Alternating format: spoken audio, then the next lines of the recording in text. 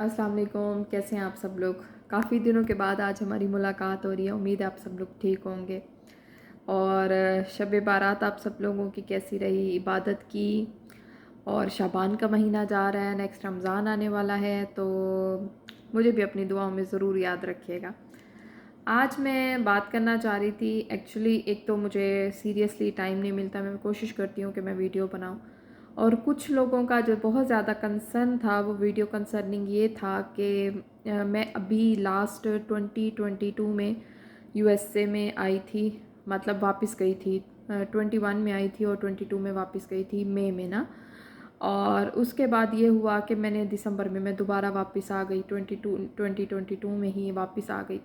तो मेरे अपने पासपोर्ट के ऊपर लिखा हुआ है कि 2 year residency. 2 year residency means कि मैं अगले 2 साल तक यूएसए नहीं आ सकती।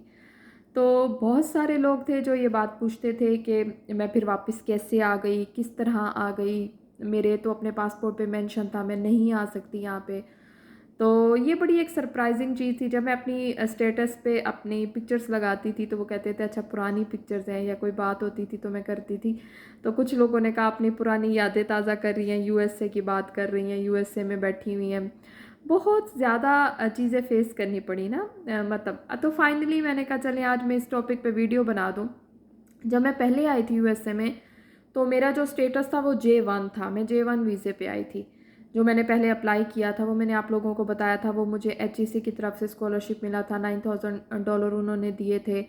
इर्सिप उसका नाम है उस स्कॉलरशिप पे, जो मैंने लास्ट वीडियो बनाई थी ना। तो वो 6 मंथ के लिए था, मतलब मैं 1 दिसंबर को आई थी और मैंने यहाँ से 30 मई को लीव कर दिया था। मुझे वापस जाना था, रिटर्न टिकट के साथ मैं वापस आई थी। और मेरा जो स्टेटस था वो मेरा J1 था। अब हम वीज़ा कैटेगरी चेंज कर सकते हैं, मतलब अब मेरे पासपोर्ट पे लिखा हुआ था 2 ईयर रेजिडेंसी, मतलब 2 साल तक मैं यूएसए में नहीं आ सकती। इसका मतलब यह है कि मैं J1 पे नहीं आ सकती, लेकिन मैं अपनी वीज़ा कैटेगरी ज़रूर चेंज कर सकती हूँ। अब वीज़ा कैटेगरी कैसे चेंज की मैंने अपनी वीज़ा कैटेगरी, अब मैं J1 पे नहीं हूँ, एटलीस्ट मैं J1 लीव कर चुकी हूँ ना। तो जब मैंने J1 को लीव कर दिया तो फिर मैं किसी और वीज़े पे आ सकती हूँ। आप H1 पे आ सकते हैं, B1 पे आ सकते हैं, F1 पे आ सकते हैं, मतलब जॉब वीज़ा आ सकते हैं, विजिट वीज़ा आ सकते हैं, स्टूडेंट वीज़ा आ सकते हैं। आप किसी भी कैटेगरी में एनरोल होके आ सकते हैं। It's not a big deal. इस रेजिडेंसी का मतलब ये नहीं है कि हम 2 साल तक यूएस से ही नहीं आ सकते, हम आ सकते हैं, हम जा सकते हैं जहाँ जहाँ रेजिडेंसी का मतलब होगा, लेकिन आप अपनी वीज़ा कैटेगरी चेंज करोगे। तो पहले मेरा स्टूडेंट एक्सचेंज वीज़ा था। नेक्स्ट मैं बताऊँगी कि फिर मैं कैसे आई, क्यों आई, क्या क्या चीज़ें इन्वॉल्व हुई, किन चीज़ों की वजह से मुझे वापस आना पड़ा, और मैं क्या चाहती हूँ। तो मुझे अपनी उसको डिग्री को फर्दर कैरी करना पड़ा। तो एक तो ये चीज़ थी ना, तो आज सबको क्लियर हो गया कि अच्छा मैं आई यूएसए में हूँ लेकिन मैं J1 पे एटलीस्ट नहीं हूँ। तो J1 से मैं अब चेंज हो चुकी हूँ, मेरा स्टूडेंट वीज़ा चेंज हो चुका है। मैं अब स्टूडेंट एक्सचेंज विजिटर नहीं हूँ। सबसे बड़ी बात है मैं एचईसी की स्पॉन्सर नहीं हूँ।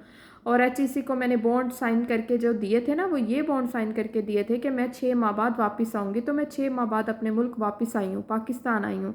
बाकायदा तौर पे मेरे पासपोर्ट पे स्टैंप लगी है ना कि मैं वापस आई हूँ। तो मैंने उनको फॉलो किया, उनके अकॉर्डिंग मैंने सारी रिक्वायरमेंट्स उनकी पूरी की हैं। तो जब मैंने उनकी सारी रिक्वायरमेंट्स पूरी की है तो फिर कोई ज़रूरत नहीं है मुझे, मतलब कुछ लोग ये सपोज कर रहे होते हैं कि हम जो बॉन्ड साइन करके दे रहे होते हैं उसका भी बड़ा एक लॉन्ग टर्म इफेक्ट होता है, मतलब फिर हम दोबारा नहीं जा सकेंगे, या हमारे लिए कंडीशन है हमें वापस ज़रूर आना है, हमें ये करना है, हमें वो करना है। तो लोग बॉन्ड साइन करते हुए बहुत ज़्यादा सोच रहे होते हैं। तो कुछ कंडीशंस होती हैं जिनको फॉलो करना पड़ता है। मैंने अपनी कंडीशन को बड़ा अच्छा अब ये भी एम्बेसी में मेरा एक अच्छा इम्पैक्ट पड़ा कि मैं गई, मैं 6 मंथ रेजिडेंसी थी, मैंने 6 मंथ वहाँ पे स्टे किया। मैं 6 मंथ के बाद एग्जैक्ट रिटर्न टिकट के साथ मैं वापस आई। अच्छा, रिटर्न टिकट का मुझे क्या फ़ायदा हुआ कि जब हम लोग एंट्री देते हैं, हम इमिग्रेशन करवा रहे होते हैं अपनी। तो मैं जब पहले आई थी तो मैं शिकागो में पहुंची थी, तो मुझे शिकागो से मेरी इमिग्रेशन हुई थी। तो रिटर्न टिकट मेरे पास थी कि स्टेट को मैंने वापस आना है। मुझसे उन्होंने इतने इमिग्रेशन में क्वेश्चंस भी नहीं किए थे, बातें भी नहीं की थी, कुछ भी नहीं, बस चेक करते थे। और मेरी इमिग्रेशन बहुत आसान थी। तो पहले वाला एक्सपीरियंस मेरा बहुत ईजी था।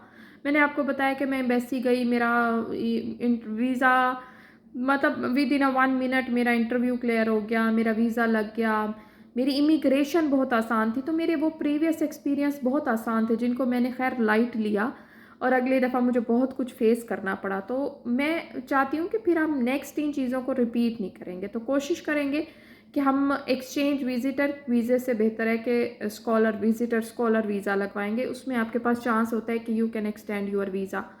आप अपने वीज़े को 6 महीने से 1 साल पे एक्सटेंड भी कर सकते हैं। स्कॉलर जो होता है शॉर्ट टर्म स्कॉलर होता है, मतलब आप उसको एक्सटेंड कर सकते हो। जो शॉर्ट टर्म जो आपके पास शॉर्ट टर्म है वो एक्सटेंड नहीं हो सकता, स्कॉलर वीज़ा आपका एक्सटेंड हो सकता है। ठीक है, मेरे पास चांस था कि मैं मई के बजाय जून भी रह सकती थी, 1 महीना एक्सटेंड करवा सकती थी, लेकिन मैं अपनी एग्जैक्ट डेट पे वापस गई तो मेरे पासपोर्ट पे स्टैंप लगी, तो वो एक अच्छा इम्पैक्ट पड़ गया ना। ये चीज़ें फिर कंसीडर हो रही होती हैं आपकी फर्दर मूवमेंट के लिए। तो जब भी बहुत सारे लोगों के आज ये वहम शक क्लियर हो गए कि एवरीथिंग इज़ गुड।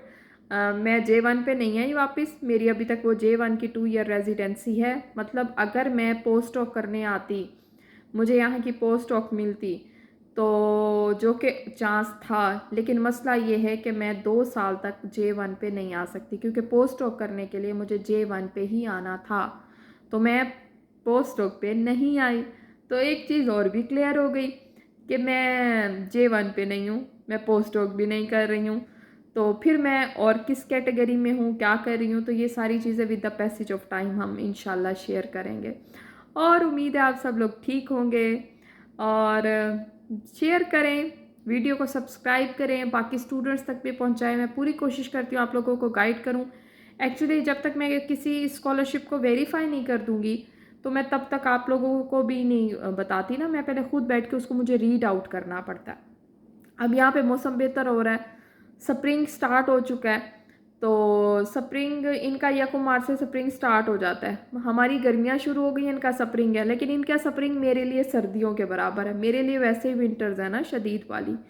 तो अभी कल भी एक्सपेक्टेड है, कमिंग 3 डेज़ में यहाँ पे स्नो है। अभी कल संडे को भी स्नो थी यहाँ पे, मतलब सैटरडे नाइट और संडे भी स्नो होती है। अभी बाहर इतनी स्नो है, लेकिन ये लोग स्प्रिंग इंजॉय कर रहे हैं क्योंकि इनकी बॉडी यूज टू है और मैं उस टेम्परेचर की यूज टू नहीं हूँ। तो मैं तो बहावलपुर से ताल्लुक़ रखती हूँ और बहावलपुर की गर्मी और मुल्तान की गर्मी तो वैसे बहुत मशहूर है। तो you have an idea about that. बाकी उम्मीद है आप सब ठीक होंगे। मुझे कमेंट्स में बताएं कि आप सब ठीक हैं, कोई हेल्प चाहिए पूछा करें। पूछेंगे तो मैं बताऊंगी ना, आप पूछेंगे नहीं तो मैं आपको कैसे बताऊंगी। ओके, अपना ख्याल रखें। Thank you so much. अल्लाह हाफिज़।